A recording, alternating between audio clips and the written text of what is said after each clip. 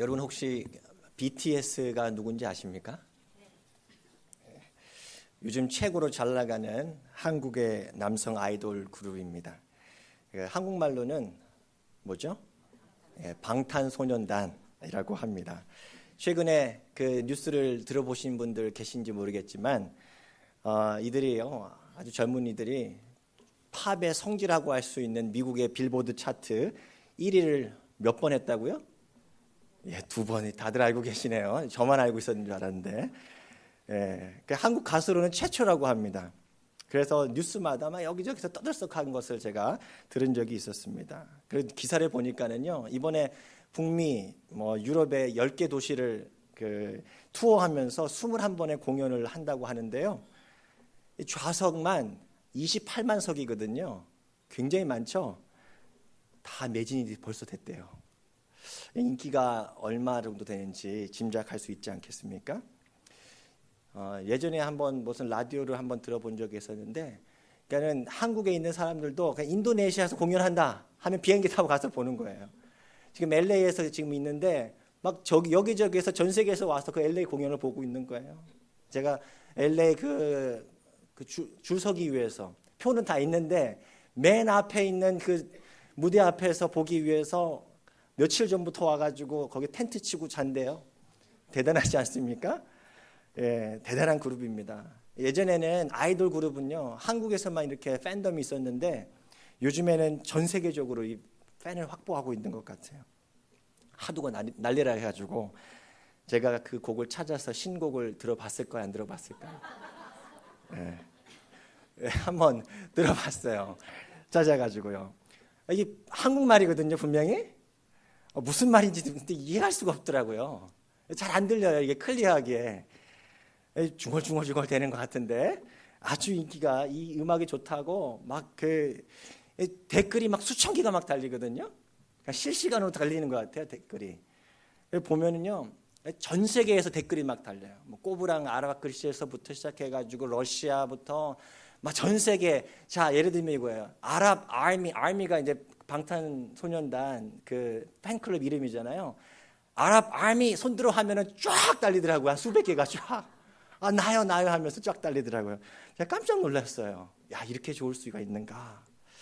과연 이 음악은요, 전 세계인을 묶는 공통 언어라고 할 수 있다라는 생각이 한번 새삼 들었습니다. 사실 제가 좋아하는 팝송이 하나 있는데요. 아마 다른 분들도 좋아하실 것 같아요. 이 Like a Bridge Over Troubled Water라고 하는 그 찬양은 아닌데 팝송 혹시 아시는지. 이게 한국말로는 뭐죠? 험한 세상 다리가 되어. 1970년도 노래예요. 부끄럽지만 제가 태어나기 전에 노래인데 참 좋습니다. 이 사이먼 앤 가펑클이라는 그 남성 듀오가 부른 이 노래인데요. 이 BTS, 이 방탄소년단이 그 빌보드 차트 두 번 반짝했는데 이렇게 떠들썩하잖아요. 그 당시에 이 사이먼 가펑클의 이 Like a Bridge Over Troubled Water는요, 빌보드 차트 6주간 1위를 했대요. 대단한 노래였습니다. 아무튼 그 당시에는 잘 모르겠지만 이게 미국뿐만 아니라 유럽 전역에서 각종 음악 차트 1위를 석권했다. 그런 기사를 제가 본 적도 있습니다. 당시는 CD가 아니라 레코드판이잖아요. 온라인 음이 아니라 음원이 아닌데 미국에서만 200만 장이 넘게 팔렸다고 합니다. 한번 가사를 한번 볼까요? 제가 잠깐 읽어드리겠습니다. 당신이 지치고 한없이 초라하게 느껴질 때 당신의 눈에 눈물을 내가 모두 닦아드릴게요. 나는 당신의 편이거든요. 삶이 힘들 때, 친구 하나 찾을 수 없을 때, 마치 풍랑 속에서 견뎌내는 다리처럼 나는 내 자신을 내려놓을게요. 당신이 완전히 삶에 지쳐 있을 때, 그래서 거리에서 방황할 때, 찾아드는 저녁 시간이 힘이 들 때 내가 당신을 위로해 드릴게요. 내가 당신의 편이 되어 드릴게요. 어디를 가도 고통이 가득한 그때 마치 풍랑 속에서 견뎌내는 다리처럼 나는 내 자신을 내려놓을게요. 대충 이런 가사인데요. 어떻습니까? 참 가사가 아름답지 않습니까? 우리 크리스찬이 봐도 이거 굉장히 기독교적이다라는 생각이 아주 들게 하는 그런 찬양, 자꾸 그러네. 그런 노래입니다.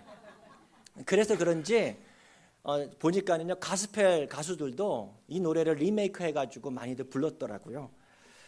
이 발매된 지가 이제 거의 한 반세기가 가깝게 되는데 정말 수많은 사람들의 그 힘든 삶을 위로해 줄 만큼 아름다운 곡이라 그렇게 생각이 됩니다.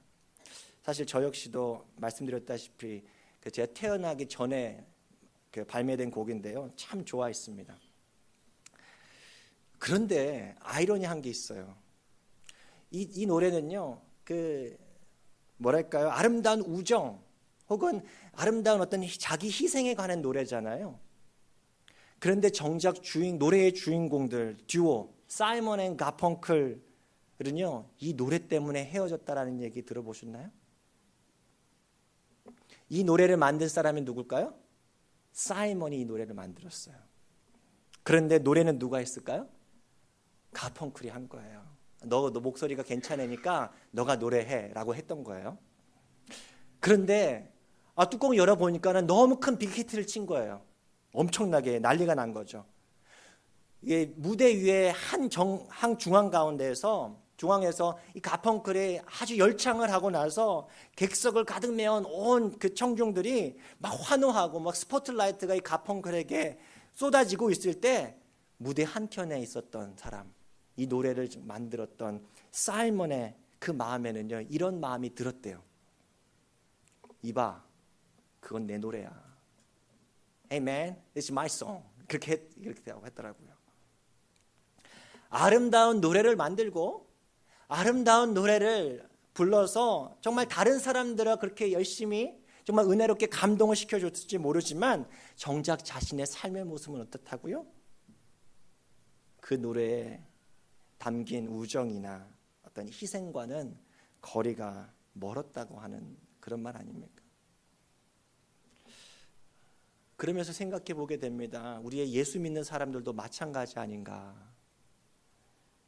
우리는 입으로는 혹은 이렇게 찬양하면서 사랑합니다, 용서합니다, 그리고 희생합니다, 하나님의 은혜 감사합니다 이렇게 찬양하지만 때로 그래서 눈물도 흘리고 그렇게 입으로는 말을 열심히 하지만 그렇게 우리가 노래한 대로 우리가 삶으로 살아내지 않으면 소용이 없다라는 거예요.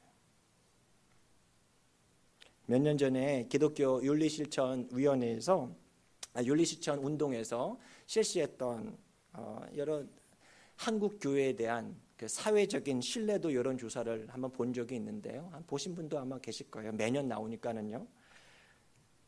사실 우리가 잘 아는 내용이에요. 사람들이, 즉 교회 다니지 않는 사람들이 교회를 신뢰하지 않는 가장 첫 번째 이유가 뭐라고요? 말과 행동이 다르기 때문에. 간디가 말한 것처럼 나는 예수는 좋은데 너희 그리스도인들은 글쎄 아니야, 그 얘기잖아요. 또 바로 이어지는 조사 결과가 있는데 아주 흥미롭습니다. 교회가 말과 행동이 정말 달랐는가? 이런 조사예요. 한국 교회가 예를 들면 불교나 카톨릭보다 낮은 신뢰를 받고는 있는데 사회봉사는 누가 제일 많이 할까요? 교회가 제일 많이 해요. 가장 많은 사회에 기여를 하고 있다, 그렇게 사람들이 생각하고 있어요. 잘 알고 있다는 거예요. 기독교가 사회활동을, 봉사를 많이 하고 있는데 왜 이렇게 신뢰도는 떨어질까? 저는 이런 생각이 딱 들었어요. 이거 지난 우리 수행했던 나눴던 그 내용 딱 아닌가? 뭐죠? 교회 안에서 우리는 교회 활동, 열심히 봉사활동, 선교활동이라고 하는 것들은 열심히 하고 있는 것 같지만 그 활동이 끝나고 난 이후에 사실 우리 대부분의 시간들을 보내고 있는 일상의 삶 속에서는 그렇게 살아가고 있지 않다라는 얘기잖아요. 내가 맞는 그리스도인들은 그렇지 않은 것 같아. 교회는 그렇게 하는 것 같은데, 교회라는 이름으로는 하는 것 같은데, 내가 알고 있는 누구누구 아무개 그 사람은 교회 뭐라고 하는데 그 사람은 아닌 것 같아. 이렇게 생각한다라는 얘기잖아요. 교회 안에서의 신앙과 일상생활 안에서의 그 삶이 괴리가 되어 있다라는 거예요. 그래서 지역에 있는 교회 밖에 있는 사람들이 교회를 바라보는 시선이 이렇대요. 어떻다고요? 교회가 지역사회에 전도는 하지만 지역사회에 관심은 없다라는 거예요. 지역사회에 무엇이 필요했는지 한 목사님이 한 시골 교회에 있는 목사님이 지역 사람들한테 물어보니까 사람들이 이런 생각하고 있다라는 거예요. 교회가 열심히 지역사회에 봉사하고 전도를 하는 것 같은데 우리 삶에 별로 관심이 없어. 하나님께서 교회를 세상과 하나님 나라의 다리가 되도록 보내셨는데 실제 우리 교회된 우리는요 어떻습니까? 다리를 모두 끊어진 다리로 만들고 있다는 사실이에요. 우리 교회 해리스버그 한해장로교회 주일을 한번 보신 적 계세요? 유심히 보신 적 계세요? 지역 주민들이 우리 교회를 어떻게 생각할까? 사람들의 의견을 물어보자 이런 의미보다도 거기에 신경 쓰냐라는 게 아니라 이렇다라는 거예요. 저기 슬레이트 힐의 한쪽 구석에 사실 지도로 구글을 치면 잘 나오지도 않는 거기에 뭔가 이게 한인교회라고 이렇게 모여 있는 것 같은데 잘 모르겠어요. 매주 주일마다 이렇게 차들이 많이 이렇게 오고 이게 사람들이 많이 모이기는 하는 것 같은데 자기들끼리 뭐 하고 있는지 잘 모르겠어요. 사실 어쩌면요 사람들은요 관심 없어 할 수도 있어요. 무슨 말입니까? 교회는요 이 예배당 안에서만 아름답고 예배당 안에서만 은혜롭고 사랑과 희생을 노래하는 것으로만 그쳐서는 안 된다라고 하는 말씀입니다. 어두운 세상과 하나님 나라를 이어주는 다리가 되어 주어야 한다라는 얘기예요. 여러분 그래서 우리는요 소통이 아주 중요하다는 것을 배웁니다. 그래서 우리 공동체적으로 한번 우리 교회적으로 해보려고 했던 것 중에 하나가 사실 작년에 했었죠. 한국 음식 문화 축제. 올해도 한번 해보려고 했는데 오늘 이따가 공동회의 때 잠깐 나누겠지만 정화조 문제가 생겨가지고 그나마도 이제 못하게 됐어요. 다음으로 미뤄야 됐는데 물을 제대로 쓸 수가 없어서 그런 건데 한국 음식 문화 축제를 하는 이유가 뭘까요? 많은 사람들이요 이렇게 생각해요. 올해는 많이 음식을 팔아가지고 바자를 해가지고 그 돈을 가지고 우리 선교비에 사용할 수 있도록 합시다. 좋은 이야기예요. 좋은 목적이긴 하지만 그것만이 주 목적은 아니에요. 뭐죠? 지역을 섬기는 데 목적이 있어요. 우리 지역에 수고하는 소방서 또 지역의 경찰 공무원들을 무료로 초대도 하고 또 우리가 10불짜리 티켓도 사가지고 친히 사가지고 말 걸기 좀 힘들었던 사람들에게 우리 교회 한번 여기 한국 음식 정말 맛있게 하는데 이렇게 하면서 다리를 놓는 거예요. 친구들을 초청해가지고 이웃들을 초청해가지고 얼마나 좋은 기회입니까? 이것이 또 다른 선교 행사로 그치지 않고 우리 교회가 해리스버그 지역으로 하나님께 보냄받았다라는 사실을 다시 한번 리마인드하면서 교회된 우리 한 사람 한 사람이 어떻게 살아요? 우리 각자의 삶의 선교지로 가서 보냄받았다라는 것을 인식하며 사는 거예요. 그렇게 선교사로 살아가는 것이 바로 선교적 교회의 모습이라는 것 우리 살펴보았습니다. 그런데 오늘 말씀을 보니까는요 말씀을 계속 묵상하는데 오늘 등장하는 아나니아라고 하는 그 인물 역시 그렇게 살았구나 하는 것을 배울 수 있게 됩니다. 아나니아는요 다리 역할을 했어요. 먼저는요 예수님과 사울 사이를 연결하는 다리가 되어준 거예요. 또 어떤 다리가 됐죠? 제자들과 사울 사이를 연결해주는 다리 역할을 해준다는 거예요. 이해가 되시겠죠?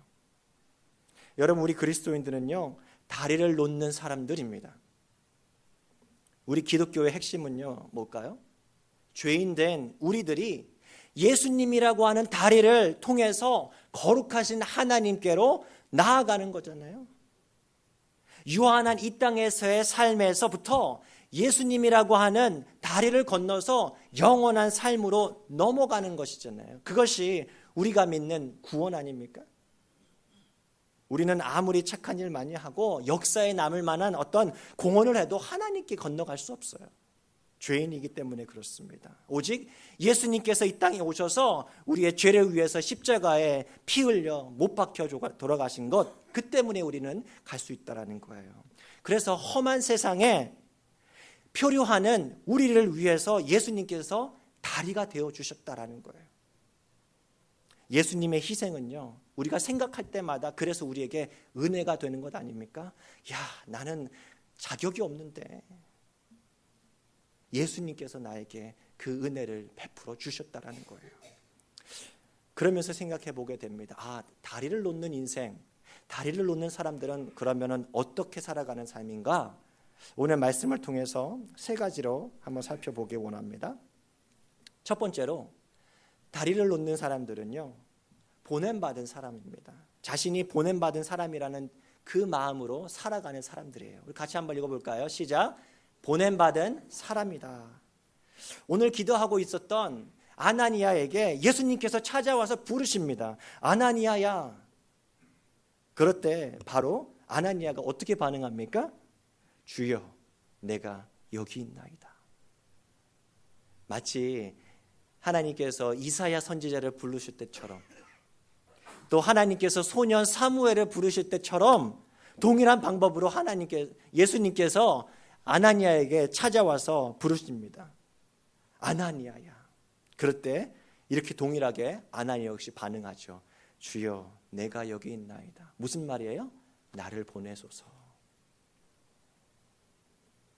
그때 아나니아에게 예수님께서 이어서 말씀하십니다. 너는 일어나 집 가라 하는 거리로 가서. 예수님께서 그렇게 우리 인생들을요, 부르시고 보내요. 가라고 보내시는 거예요. 실제로 보면은요, 삼위일체 하나님께서는요, 보내시는 하나님이세요. 사실 우리 선교사님도 계시지만 선교라고 하는 이 단어는요, 보내다라는 그 단어에서 파생이 됐냐, 미션이라고 하는 것은요, 보내다에서 파생이 됐어요. 샌드예요, 샌드. 우리 하나님은요, 삼위일체 하나님은요, 그렇게 늘 보내시는 하나님이세요. 선교하시는 하나님이시라는 의미입니다. 하나님께서 예수님을 이 땅에 보내셨어요. 그렇죠? 또 예수님께서는요, 성령님을 보내시잖아요. 또 성령을 받은 제자들은요, 온 세상으로 보냄받습니다. 예수님께서 제자들에게 나타나셔서 이렇게 얘기하시잖아요. 요한복음 20장 21절 말씀입니다. 우리 같이 한번 읽어볼까요? 시작. 예수께서 또 이르시되 너희에게 평강이 있을지어다. 아버지께서 나를 보내신 것 같이 나도 너희를 보내노라. 이 말씀을 하시고 그들을 향하사 숨을 내쉬며 이르시되 성령을 받으라. 우리 예배에 캄보디아 선교사님도 함께 참여하고 계시는데요. 사실 어제 오전에 오셔가지고 같이 선교사님과 같이 부부와 같이 이야기를 하면서 여러 말씀을 이제 들었는데요. 나누어 주시는 그런 어떤 선교지에서의 삶의 그 모습에 대해서 어떻게 보면 저는 사실 헤아리기가 어려울 만큼의 그런 이분들이 선교지에서 피부로 경험한 어떤 아픔들, 정말 우리가 생각하지 못한 도전들이 있다라는 것을 우리가 느낄 수가 있었습니다. 그러면서 내가 우리 성도님들하고도 나눴었지만 제가 이런 얘기 드렸잖아요. 해외에서 선교사님들께서 혹시 오시면 우리도 어떻게 인사할 수 있어야 된다고요? 선교사님, 선교주에서 고생 많으셨죠. 제가 있는 이곳에서의 선교 사역도 정말 힘들었습니다. 예. 우리 역시도 삶의 현장으로 보냄받은 선교사라는 정체성을 가지고 살아가야 한다라는 얘기예요. 그렇죠? 우리 모든 그리스도인들은요, 구원받은 즉시 보냄받았음을 기억해야 합니다. 아니, 제 얘기가 아니고요, 하나님의 말씀이에요. 구원받은 즉시 우리는 보냄받은 사람들입니다. 여러분, 예수님의 이름으로 구원 받으셨습니까? 그러면요, 선포하셔야 해요. 뭐라고요? 나는 선교사다. 우리 옆 사람들에게 한번 그렇게 선포해 볼까요? 나는 선교사입니다. 네. 나는 스스로 선교사라니까 약간 쑥스럽잖아요. 당신은 선교사입니다. 예, 해볼게요. 선포해 주십시오. 맞습니다. 우리는 선교사로 살아가는 거예요. 두 번째로 다리를 놓는 사람들은 보냄받은 선교사로서 무엇을 하는가? 오늘 말씀을 보니까 그 사람들은 찾는 사람들이에요. 표류하는 사람들을 찾는 사람들인 거예요. 우리 같이 읽어볼까요? 표류하는 사람들, 시작. 표류하는 사람들을 찾는다. 오늘 11절 말씀에 예수님께서 아나니아에게 말씀하세요. 일어나 직가로 가서 거기 가서 유다의 집에서 5사람 사울이라고 하는 사람을 찾으라라고 얘기합니다. 여기서 보는 그 찾으라 하는 단어는요, 원래 말에 그 의미가 있어요. 뜻이 뭐냐면 그냥 가서 이렇게 눈으로 보는 찾으라가 아니에요. 물어보라는 거예요. 계속 수소문하면서 사울이 어디 있는가, 사울이 어디 있는가, 그 사람이 어디 있는가, 의도적으로 열심히 노력하라는 얘기 아닙니까? 그냥 가만히 있으면 만나겠지가 아니에요. 찾으면 눈을 씻고 찾아보는 거예요. 그런데 당시 사울의 상태가 어땠어요? 다메섹으로 오는 길에서 빛이신 예수님을 만나서 앞이 못 보는 상황 아닙니까? 그런데 오늘 말씀 이전에 9절 말씀을 보니까 3일 동안 먹지도 않았고 마시지도 않았다라고 얘기합니다. 여러분, 우리 한 끼도 금식하기가 사실 어렵잖아요. 그렇죠? 근데 물도 안 마셔요. 사실은 물을 마셔야지 금식을 좀 계속해서 할 수 있잖아요. 근데 물도 안 마셨다라는 거예요. 얼마나 몸이 초췌한 상황이었겠어요. 입에서 막 냄새도 많이 날 거예요. 그렇죠? 그런 상황이에요. 기력도 없고 몰골이 말이 아닌 상태였을 거예요. 그런데 예수님께서는요, 예수님께서 공생의 기간 동안 하셨던 것처럼 삶의 어두운 현실 가운데 있는 사람들, 험한 세상에서 표류하고 있는 그 사람들을, 곤란에 처해 있는 사람들을 찾아가서 만나라고 보내시는 거예요. 예수님께서 누구를 만나 주셨습니까? 복음서에 보니까는요, 이런 사람들이에요. 몸을 파는 창녀들, 부정하다 여긴 혈루병 앓는 여인, 문둥병자들, 세리들, 5번 결혼에 실패한 여인들, 사마리아인들, 다 하나같이 어떤 사람들을 만나줬어요? 공통점은 이거예요. 당시에 소외받는 사람들이었어요. 일반 사람들이, 보통 사람들이 다들 만나기를 피하는 사람들, 꺼려하는 사람들을 만나주셨어요. 그래서 우리는 이런 핑계 대잖아요. 그 사람에게만은 갈 수 없습니다 라고 하는 그 이유가 있는 그 사람들을 예수님께서 만나주셨어요. 그 사람들이 지금 표류하고 있는 사람들이었던 거죠. 오늘 말씀에 보니까 아나니아가 했던 변명도 아주 비슷합니다. 어떤 변명이 하죠? 주님, 이 사람에게는 제가 가기가 좀 그런데요. 그리스도인들을 박해하기로 악명이 높은 것으로 이미 다메섹에도 다 소문이 다 났어요. 예루살렘에 있는 크리스천들이 그렇게 박해당하고 죽고 이렇게 감옥에 처해 있는 거 제가 다 들었단 말이에요. 마치 예수님은 모를까 봐 예수님에게 이런 변명을 들어놓고 있지 않습니까? 그런데 제가 읽고 있는데 저에게는 이렇게 읽혀지더라고요. 주님, 아니 이 사람 주님 알잖아요. 그런데 제가 그 사람에 가라고요? 저 죽으라는 얘기입니까? 이 변명을 대는 거예요. 여러분, 우리에게 주시는 예수님의 도전이 이와 같아요. 예를 들면 이런 거예요. 요즘에 제가 저희 옆집에 이사 온 그 영화 속에서 막 튀어나왔던 것 같은 그 인도의 세 명의 인도 남자들 이야기를 종종 하곤 하는데요.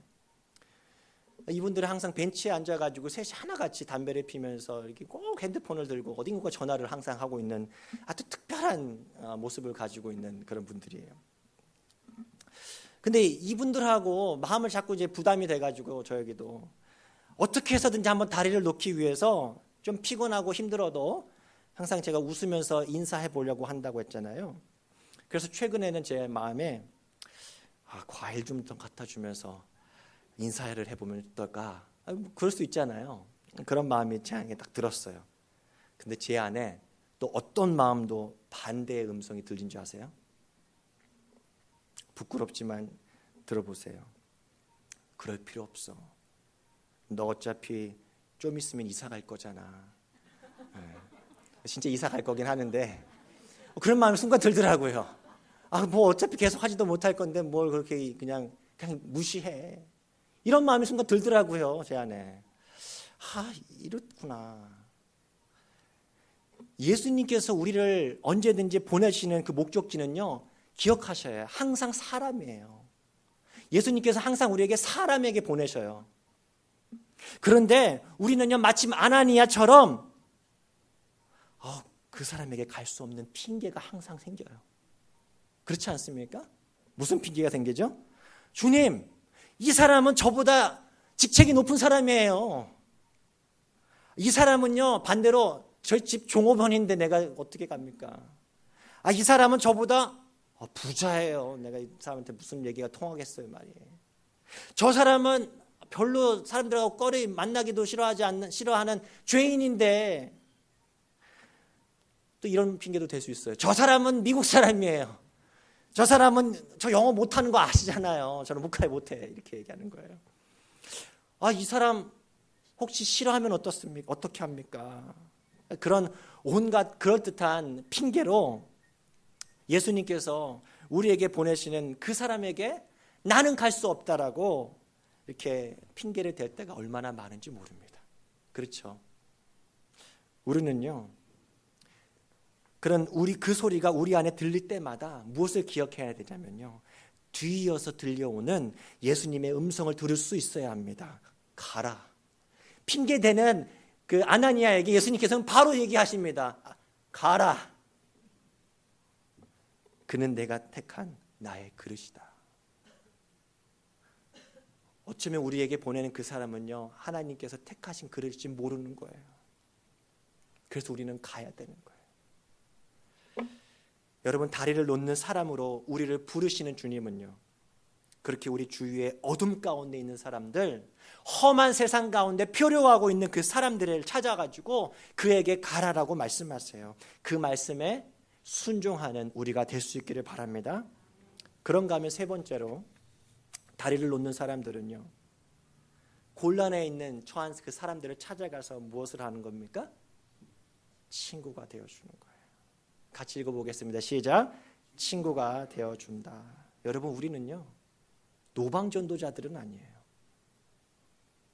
선교지에 가면 우리 노방전도도 전단지도 많이 하고, 심지어 여기 이 지역에서도 노방전도를 하는 분들도 계시는 걸로 알고 있지만, 사실 우리가 만나는 사람들, 하나님께서 우리에게 보내시는 그 목적지, 그 사람은요, 대부분의 경우는 한 번 보고 전단지 주면 그냥 헤어질 사람들이 아니에요. 그렇죠? 우리 삶의 터전이 이 땅에서 같이 살아가는 가족일 수 있고요, 이웃일 수 있고요, 손님일 수 있겠고요, 우리의 동료들일 수 있는 거예요. 그럼 어떻게 해야 되는 거예요? 우리는 그들에게 친구가 되어주는 거예요. 마치 아나니아가 사울을 누구에게 소개시켜주죠? 네, 오늘 19절 하반절 읽진 않았지만, 사울이 다메섹에 있는 제자들과 며칠 있을 새, 어제까지만 해도 나를 죽이려고 했던 그 원수에서 이제는 어떤 사람으로 바뀌어요? 동고동락하는 형제 사울, 친구로 바뀐 거예요. 참 멋지지 않습니까? 오늘 이렇게 딱 들어오는데 우리 어떤 한 성도님께서 오늘 우리 오늘 처음 오신 분은 생각하면 새로운 친구입니다. 오늘 딱 그 말씀이에요. 친구가 친구로 이렇게 소개하는 거예요. 그러면서 이 찬양이 떠올랐어요. 찬송가 436장. 나 이제 주님의 새 생명 얻은 몸, 옛것은 지나고 새 사람이로다. 다 모르시나요? 우리 같이 한번 할까요? 그 생명 내 앞에 강같이 흐르고 그 사랑 내게서 해같이. 우리 3절 하겠습니다.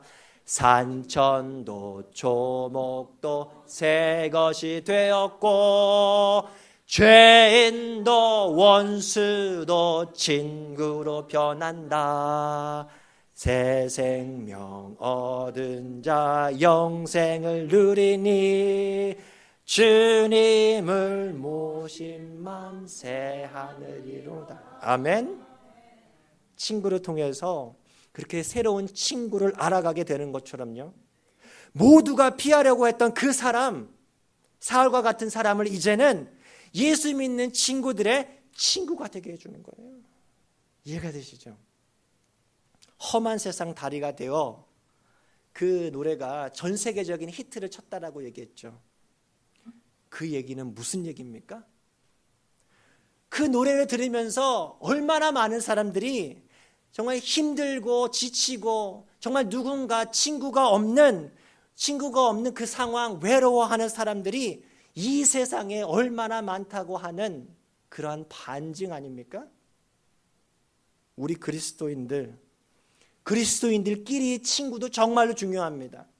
그런데요, 더 나아가서 믿지 않는 친구들 하나씩은 사귀는 것 목표로 해보면 어떨까요? 이미 그런 친구들 있다고요. 좋은 거예요. 제가 잘 알지 못하는, 예수를 잘 알지 못하는 그 분들은요, 좀 전도를 한번 해보려면, 예를 들어서 전화하면서 그래도 교회 한번, 이번 주에는 교회 한번 나가 하면은 무슨 얘기합니까? 갑자기 화제가 확 바뀌어요. 이제 그만 전화 끊자. 무슨 얘기입니까? 이야기 듣고 싶지 않은 거예요. 우리 전단지를 받고 싶지 않은 거예요. 이미 세상 사람들은 그래요. 전단지랑 같이 주는 사탕만 싹 빼먹고 전단지는 싹 버리는 그 마음을 가지고 있는 거예요, 이미. 무슨 얘기죠? 어떻게 해야 됩니까? 포기해야 됩니까? 아니요. 포기해서는 안 돼요. 그를요, 우리의 전도 대상자로 삼기 이전에 어떻게 해줘야 된다고요? 먼저 우리가 그 사람의 친구가 되어줘야 하는 거예요. 어떤 친구예요? 힘들 때 등 토닥여주고, 아까 그 노래처럼 지칠 때, 정말 저녁 시간에 들어가기 힘들 만큼 외로울 때, 같이 지치고 쓰러질 때 친구가 되어주는, 옆에서 세워줄 수 있는, 넘어진 애들 일으켜줄 수 있는, 그래서 이야기를 들어주고, 좀 더 나아가서 수양했던 안 했던 것처럼, 야, 내가 힘들 때 저 사람이 찾고 싶어. 매력적인 그리스도인이 될 수 있기를 진심으로 바랍니다. 우리가 그러한 사람들에게, 세상 사람들에게 매력적인 그리스도인 친구가 되어줬으면 좋겠습니다. 오늘 말씀을 정리합니다. 한 주석가는요, 오늘 나오는 아나니아를 가리켜서 마치 여러분 관현악 오케스트라 있잖아요. 오케스트라에서 등장하는 심볼주와 같다, 그렇게 얘기를 합니다. 저는 사실 관현악에 대해서는 문외한인데 이렇다는 거예요. 심볼주는요, 50분짜리 곡을 한번 연주를 하면 자주 등장하나요? 아니에요. 제일 마지막 쯤에 한번 징 하고 울리고 끝난대요. 예. 그래가지고 어떤 심벌 연주자는요, 연주 내내 졸다가 자기 순서가 나올 때까지 졸다가 결국에는 자기 그 남아있는 한 번도 못 치고 끝났다라고 하는 우스갯소리도 있는데요. 아나니아의 모습이 갑자기 이렇다라는 거예요. 갑자기 그 이야기 속에서 갑자기 등장해가지고 짠 한 번 하고 나서 성경 속에 등장하지가 않아요. 사울에 비해서 너무 차이가 나는 거예요. 갑자기 등장했다가 속 사라지는 거예요.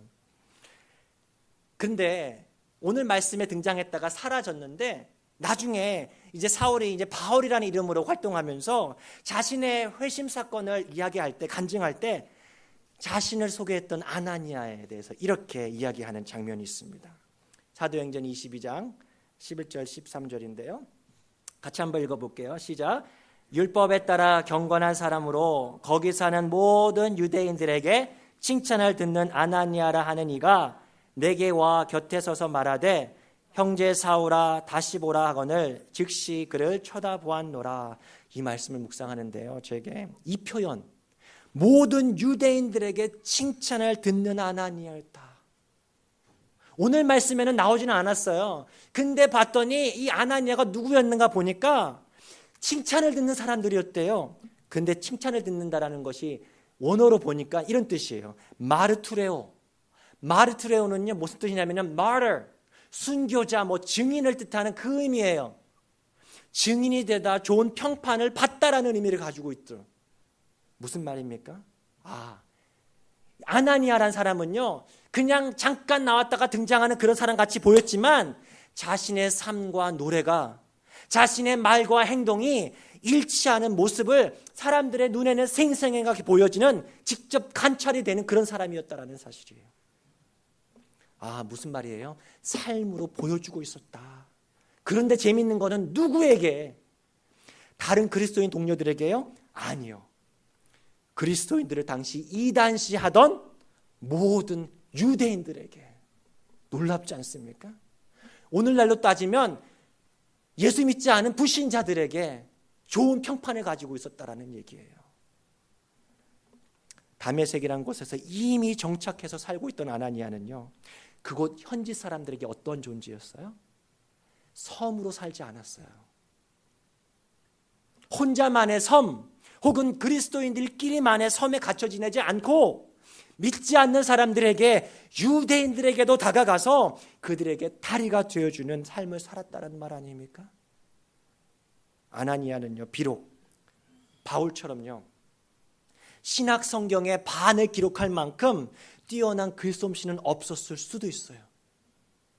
어쩌면요 바울처럼 뛰어난 학벌이나 성경 지식이 그렇게 많지 않을 수도 있었어요. 한없이 부족했을 수도 있어요. 그렇게 유명한 사람은 아닐지 몰라요. 그런데요, 한 가지 분명한 사실은 바울 사도의 위대한 생애와 업적으로 인해서 복을 누리는 수많은 우리 그리스도인들이 바울 사도를 기억할 때마다 아나니아는 늘 되살아나는 거예요. 그러면서 우리에게 적지 않은 울림을 주고 있다는 사실입니다. 위대한 사도에게 다가가 복음의 다리가 되어준 사람, 최초의 그리스도인의 친구가 되어준 사람, 그 위대한 사도의 머리에 손을 얹고 세례를 준 사람, 하나님이 지휘하는 구원 사역에 꼭 필요했던 그 한 사람으로 기억될 것입니다. 우리가 그러한 사람이 되었으면 좋겠습니다.